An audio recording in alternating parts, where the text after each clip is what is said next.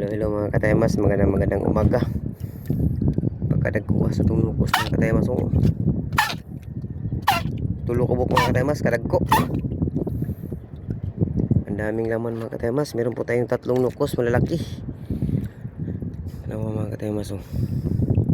Araw din ngayon mga katemas ng Monday, Tuesday morning mga katemas. Time check natin alas 5:27 na po ng umaga.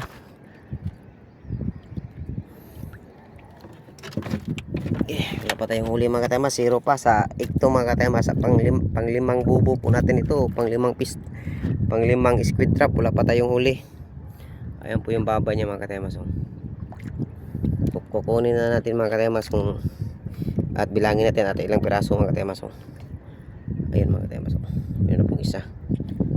Ayan, sobrang linaw po ng ating nukos mga katemas. Napakasarap na nukos. Kaso nga lang mga katemas, binibinta lang ni Temas kasi pambili ng bigas at pang ano ng ating mga estudyante mga katemas. Ito po. At may dalawa na po tayong nukos. At ito mga katemas, ito po yung pangatlong nukos natin mga katemas. Yun, ang laki mga katemas, nasa 1 kilo siguro ito mga katemas. Yan ang hirap makalabas sa baba mga katemas, kaya pumasok talaga siya, hindi talaga siya makalabas mga katemas ng basta-basta. Nasa 1 kilo siguro yan mga katemas. Yan, sobrang laki mga katemas pagkadakuas nukos ito nasa 1 kilo mga katemas, 1 kilo. At ito dalawa, ay malapit na ito mga katemas. Nasa 1 kilo at kalahati itong tatlo. Ang kilo nga pala dito sa amin mga katemas, 450 per kilo, 450 mga katemas ang komprada po sa amin. Kaya itong tatlo mga katemas ay makabigas na po tayo nito ng 1 linggo mga katemas. Ayan pong kulay niya mga katemas. Pansin nyo po katemas, nag-iba siya mga katemas, iba ng kulay. At ito magkaiba, ito rin magkaiba. Ayan mga katemas, maya maya lang magkasintulad na yan sila.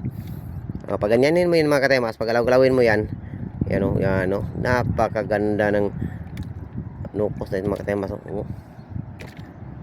Wow, ang sarap nito mga katemas. Kaso nga lang ibinibinta lang. Yan lang yung buhay niya mga katemas. So itong yung kita nyo mga katemas, yung kulay green mga katemas, yun yung kulay green na malaki, yun yung kulay green na yan. Yan, kita nyo yan yung buhay niya mga katemas. Yan yung ink niya or ata. Kasi pag naubos yan mga katemas, yan pag nilapitan ito ng bubo natin na malaking isda, ay iubos talaga niya yan mga katemas. Ititira niya yan. At pag ubos yan ay wala na. Bye bye na. Thank you mga katemas. Abang-abang naman po tayo sa next bubo natin o next fish trap. Awa mga katemas. Hello mga katemas, tingnan natin.